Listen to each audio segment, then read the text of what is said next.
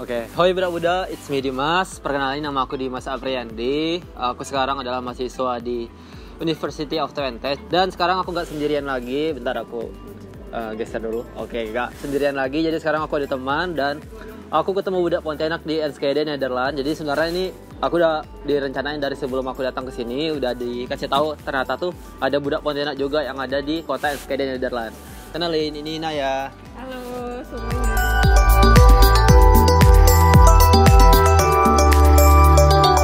Perkenalkan, aku Naya. Ya asalnya dari Pontianak, tapi kuliahnya di Malang, Universitas Brawijaya, jurusan Teknik Pengairan. Sekarang aku di sini lagi program pertukaran pelajar. Gitu. Nah, sebenarnya tuh cerita aku bisa ketemu Naya tuh karena dia sekolah sama adikku dulu kan. Sekolah sama adikku, terus adikku bilang kalau ada kawannya juga yang di Enschede, di University of Twente. Nah, sebenarnya tuh kita juga pernah satu sekolah kan, berarti Naya itu juniorku kan, pas SMP bener. Gitu. Jadi kita di SMP 10 Pontianak. Kalau zaman alanya itu kita panggilnya Spanpoel kan, Spanpoel. Spanpoel. Terus SMA-nya di SMA 3 Pontianak, terus aku SMA 1. Aku SMA 3, SMA 1.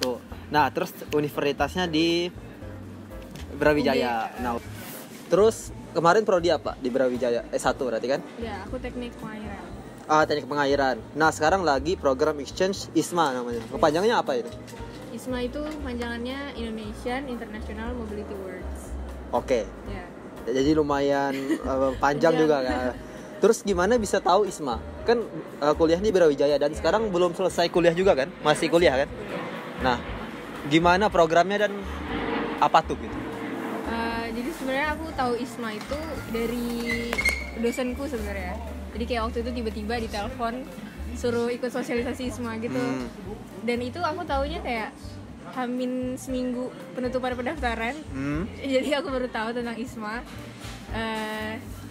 Ya jadi itulah makanya, tapi sebelumnya kan aku emang kayak pengen banget ya ikut pertukaran pelajar ke luar negeri. Jadi pas tahu itu langsung digas sih kayak. Oke.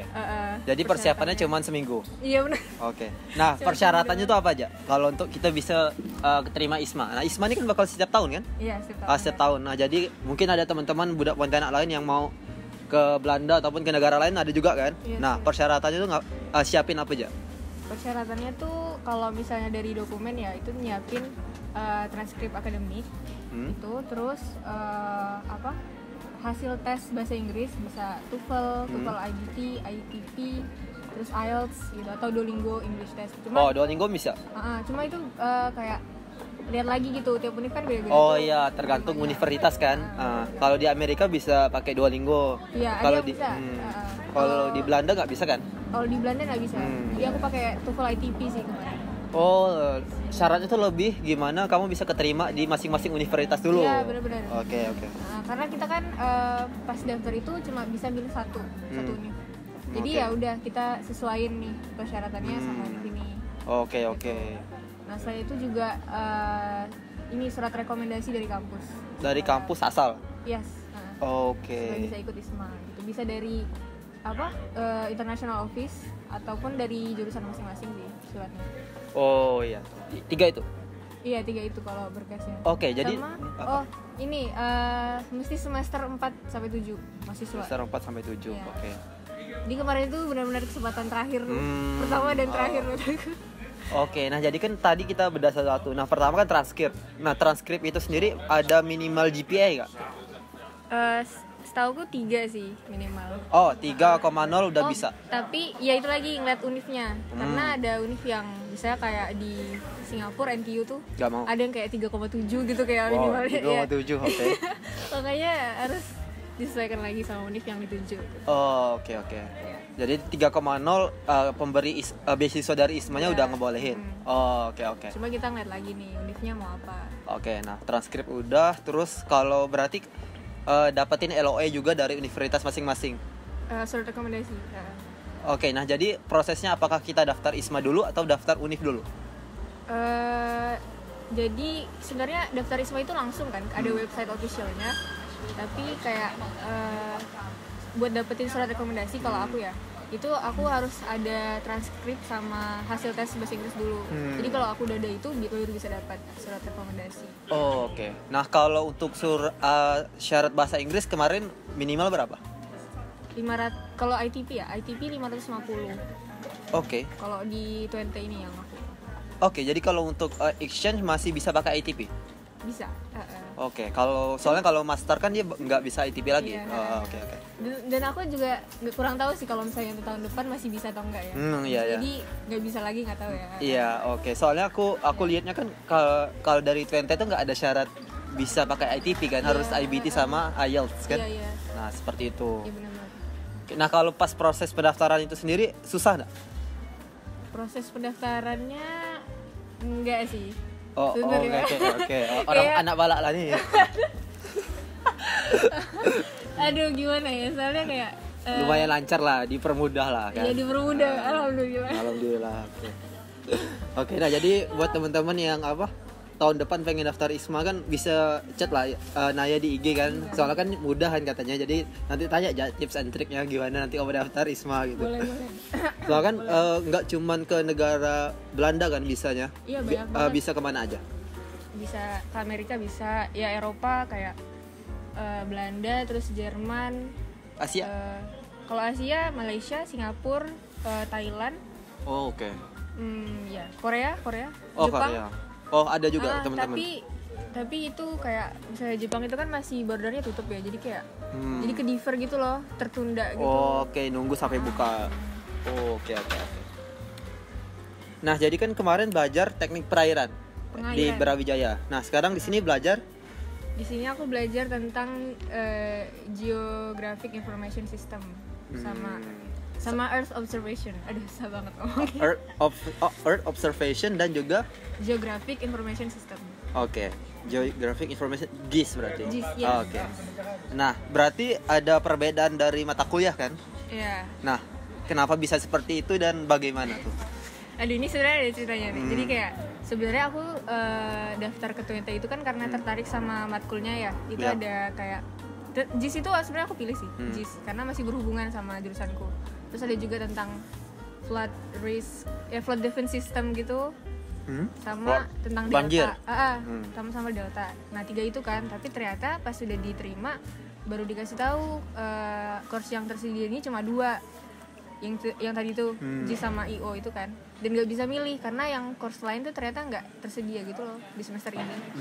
Jadi ya udah mau nggak mau ya terima. Tapi berarti belajar something sangat baru kan? Baru apalagi yang IO itu. Oke. Nah, jadi gimana cara Naya belajar sesuatu yang sangat baru terus dengan cara pembelajaran di Belanda kan? Iya. Pastinya berbeda kan cara Iya, belajar di benar-benar. sini. Nah, gimana tuh? Aku sebenarnya kalau JIS itu tadi masih ada hubungannya sih kalau aku ya. Ya. Nah, yang IO ini sih yang bagi aku benar-benar baru, dan tapi untungnya itu aku punya temen.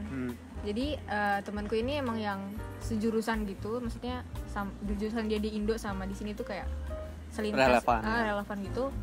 Dan dia kayak ini sih dengan baik hati mengajarkan. Bukan cuma aku tapi buat semuanya juga. Oke, jadi ada study group lah kan? Iya, benar-benar. Itu ngebantu banget sih. Jadi kayak dan dari dosennya juga misalnya kayak kalau kamu punya pertanyaan atau misalnya kesusahan itu benar-benar kayak ngomong aja gitu. Nah, jadi nah katanya kan kalau di Belanda itu sistem belajarnya mungkin lebih padat gitu ya belajarnya. Nah, apa sih perbedaan belajar di Indonesia sama Belanda? Kalau aku sebenarnya ngerasanya ini mungkin nggak tahu ya kan, aku pertukaran belajar. Kalau kuliahnya itu nggak sepadat itu, tapi tugasnya. Oh ya. Nah, tugasnya yang banyak sih. Jadi kayak ya bedanya itu kuliahnya sebenarnya nggak terlalu padat kayak di Indo kan bisa kayak dari pagi sampai sore gitu kan seharian. Oh iya. Di sini tuh nggak juga sih, kayak paling sehari 2 sampai 4 jam, tapi habis itu tugasnya banyak. Oke. Soalnya tuh kan dibagi beberapa seksi kan, ada yang praktek, ada yang ini, ada itu terstruktur kan kalau untuk belajarnya itu sendiri. Nah, karena kan aku belum belajar kan, jadi ini masih yang aku baca di internet aja gitu. Dan sekarang ini agak menggigil, kalau aku agak getar-getar soalnya ini di luarnya dingin banget gitu. Pakai sarung tangan. Jadi ini sekarang kita lagi di luar. Waduh. Kita lagi makan donier untuk makan Ini siang. tanganku juga dikocek terus tuh. Jadi maklumin kalau apa ya, agak bergetar badan dan suaranya gitu. Oke. Nah, jadi kan seperti itu tuh, berarti lebih banyak di tugasnya daripada kuliahnya. Nah, selama belajar di Belanda ini sendiri, ada nggak sih yang sesuatu yang bagus yang bisa yang Naya pelajarin di sini gitu? Entah itu dari pendidikannya, dari orangnya, ataupun yang lain-lain.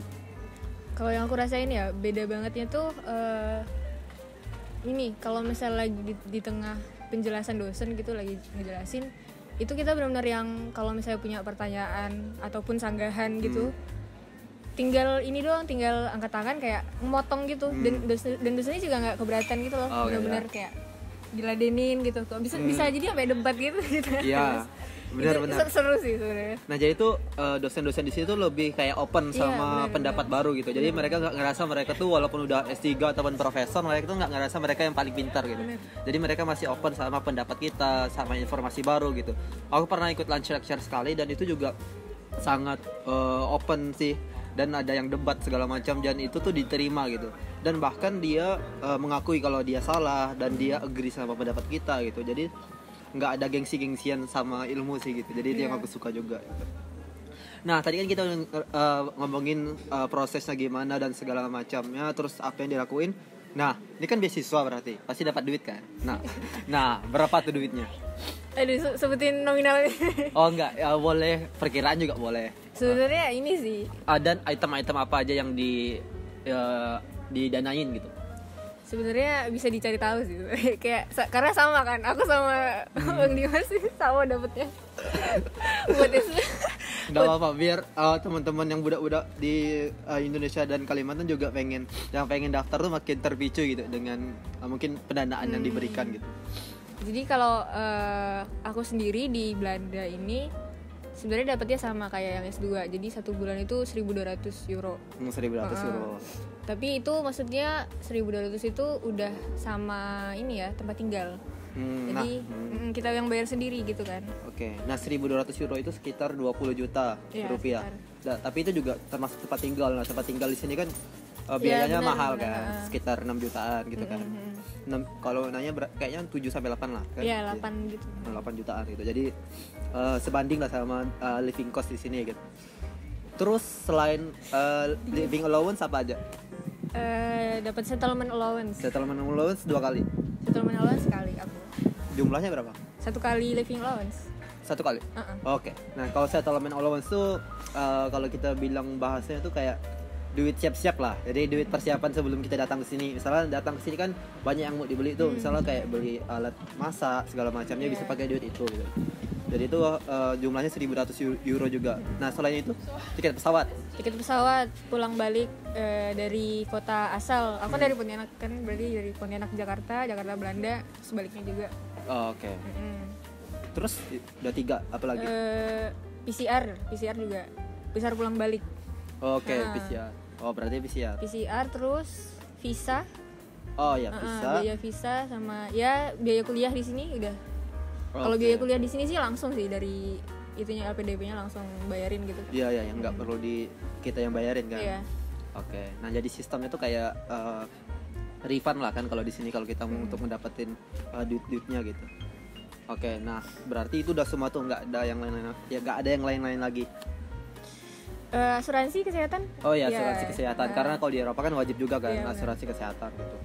Nah, kita udah di ujung video ini. Nah, sekarang abang mau nanya tips and trick dari Naya untuk teman-teman yang ada di Kalimantan ataupun di Indonesia supaya bisa daftar ISMA itu sendiri, dan mungkin pendapat dan saran secara general lah tentang Belanda, ISMA, dan juga anak-anak yang pengen keluar negeri. Yang pasti kan udah ada pengalaman nih dari angkatan yang pertama gitu kan, udah ketahuan juga misalnya tiap univ itu kuotanya berapa gitu. Ya dipersiapkan sih dari jauh-jauh hari, apalagi tes bahasa Inggris itu, karena aku juga waktu itu untung-untungan gitu bisa dalam waktu deadline itu mempersiapkan bahasa Inggris itu kan. Semestinya kan dari jauh-jauh hari kayak apalagi IELTS terus TOEFL IBT gitu. Apalagi kalau misalnya karena dari pengalaman sebelumnya banyak juga yang mau daftar nih terus udah tes bahasa Inggris tapi gagal. Nggak sampai minimumnya. Jadi waktunya udah mepet, jadi nggak bisa lagi. Nah itu persyaratan minimumnya juga harus dipenuhi. Terus apa lagi ya? Esai, ada esainya sih. Esai. Terus ya kayak CV gitu. Terus kayak sertifikat lomba atau aktif organisasi juga itu membantu sih menurut aku buat lebih ngeboost. Ya. Oke, siap. Gitu. Sudah? Sama banyak-banyak cari informasi karena aku juga pas udah tahu tentang ISMA langsung pokoknya cari dari segala macam sumber informasi. Ada grup Telegram juga waktu itu yang ngebantu banget teman-teman yang lain juga yang daftar ISMA. Pokoknya itu sih, informasi itu penting banget. Nah, benar. Nah, jadi jangan sampai kita tuh nunda-nunda kalau mau nyiapin sesuatu gitu. Jadi kayak jangan terburu-buru. Jadi udah disiapin jauh-jauh hari karena semua yang kita persiapin untuk keluar negeri itu enggak kita daftar bulan ini langsung pergi bulan depan gitu. Banyak sekali yang harus kita persiapin gitu. Terus kita juga udah harus aktif cari informasi gitu. Kadang tuh kita bilang kita tuh dapat infonya segala macam. Iya, karena kita enggak mencoba mencari informasi tersebut gitu. Nah, buktinya ada budak-budak Pontianak yang bisa pergi ke luar negeri juga kayak gitu. Nah, jadi jangan sampai kalian tuh ngerasa kalau kita dari Kalimantan ataupun daerah ataupun di daerah-daerah lain enggak Kalimantan aja. Itu adalah sesuatu yang kayak menjadi kita tuh menjadi kayak mengecilkan diri gitu. Buktinya ada Naya yang bisa ISMA ke Belanda kan NSKD gitu. Nah, kita udah masuk ke penghujung video. Terima kasih buat semua yang udah nonton videonya sampai akhir. Dan ini ada Naya bakal pulang hari Minggu ini kayak 3 hari lagi. Tinggal 3 hari lagi. Nah, jadi dia yang mau just tip bisa ke Naya. Tapi kayaknya pas kita upload udah pulang di Indo. Oke. Dan buat teman-teman jangan lupa like, comment, dan subscribe dan juga jangan lupa nyalakan lonceng notifikasi juga kalau untuk cari tahu informasi lebih banyak tentang Belanda, beasiswa, bisnis teknologi dan lain-lain selama aku di sini gitu. Nah, terima kasih. Dadah.